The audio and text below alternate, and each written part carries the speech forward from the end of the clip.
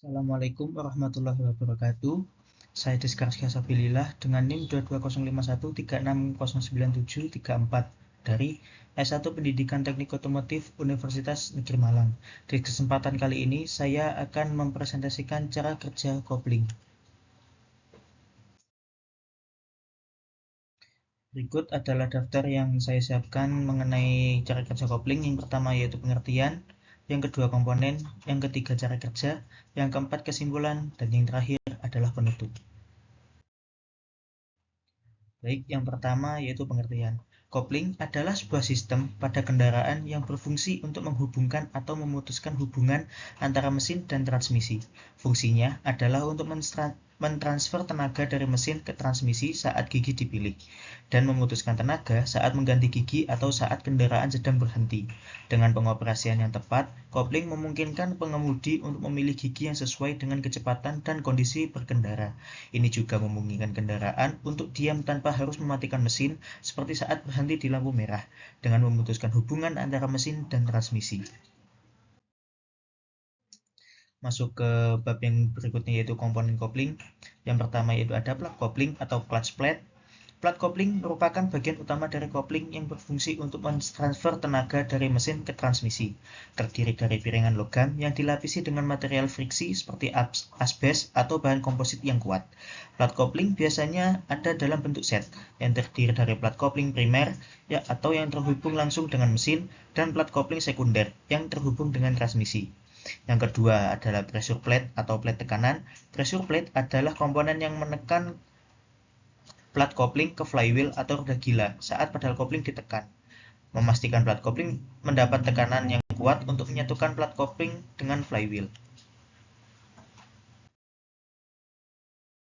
Yang ketiga ada flywheel atau roda gila. Flywheel adalah cakram logam yang terhubung dengan poros engkol mesin, bertugas untuk menyimpan energi kinetik dan memberikan massa inersia yang dibutuhkan untuk memulai dan menjalankan mesin. Plat kopling primer terhubung dengan flywheel, sehingga saat kopling digunakan, plat kopling akan menyatukan dengan flywheel untuk mentransfer tenaga. Yang keempat yaitu release bearing atau bantalan kopling. Release bearing adalah bantalan yang berputar di antara pressure plate dan plat kopling, berfungsi untuk menerapkan tekanan pada pressure plate saat pedal kopling ditekan. Ketika pedal kopling ditekan, release bearing akan menekan pressure plate sehingga memutus hubungan antara plat kopling dan flywheel. Yang kelima, pedal kopling. Pedal kopling adalah pedal yang di sebelah kiri pedal gas yang digunakan untuk mengoperasikan kopling. Ditekan untuk memutuskan hubungan antara mesin dan transmisi sehingga memungkinkan perpindahan gigi. Yang keenam, fork atau lengan pengoperasian kopling. Fork adalah lengan yang terhubung dengan pedal kopling dan release bearing. Saat pedal kopling ditekan, fork akan mendorong release bearing ke arah pressure plate sehingga memutuskan hubungan antara plat kopling dan flywheel. Yang ketujuh yaitu slave cylinder. Slave cylinder adalah silinder hidrolik yang terhubung dengan flywheel, bertugas untuk mengubah tekanan hidrolik menjadi gerakan linier yang memindahkan fork dan release bearing. Yang kedelapan ada master cylinder. Master cylinder adalah silinder hidrolik yang terhubung dengan pedal kopling dan slave cylinder, berfungsi untuk menyuplai cairan hidrolik ke slave cylinder sehingga memindahkan fork dan release bearing saat pedal kopling ditekan. Yang kesembilan ada pegas atau springs. Pegas pada kopling digunakan untuk mengembalikan pedal kopling ke posisi semula setelah dilepaskan. Juga ada pegas pada pressure plate yang membantu untuk menekan kopling di flywheel.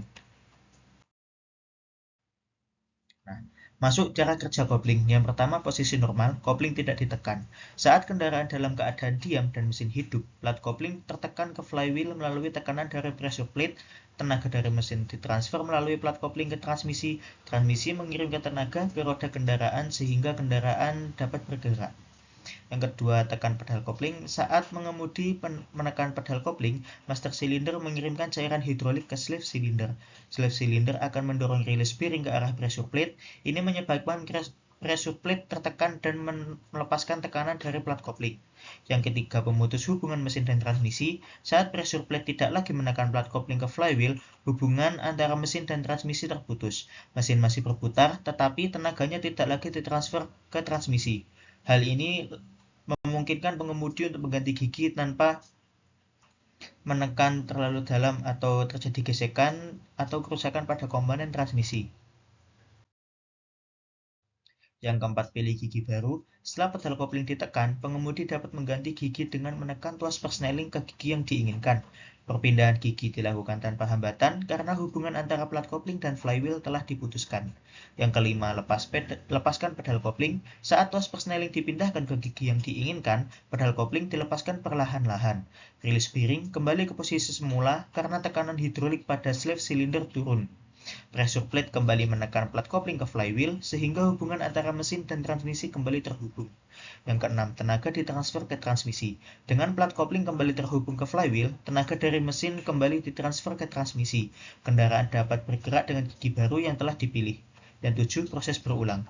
Proses ini terjadi berulang setiap kali pengemudi mengganti gigi, memungkinkan untuk bergerak dengan lancar dan mengubah kecepatan dengan tepat. Nah, kesimpulan dari cara kerja kopling ini yaitu kopling pada kendaraan manual bekerja dengan cara memutuskan dan menghubungkan hubungan antara mesin dan transmisi.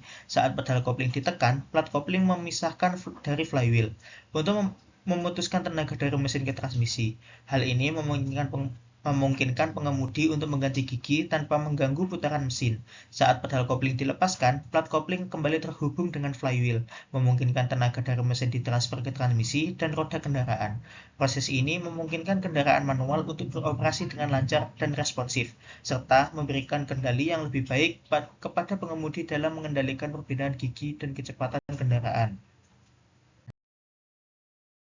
Sekian presentasi dari saya mengenai cara kerja kopling. Apabila ada salah kata atau pengucapan, saya pribadi meminta maaf yang sebesar-besarnya. Wassalamualaikum warahmatullahi wabarakatuh.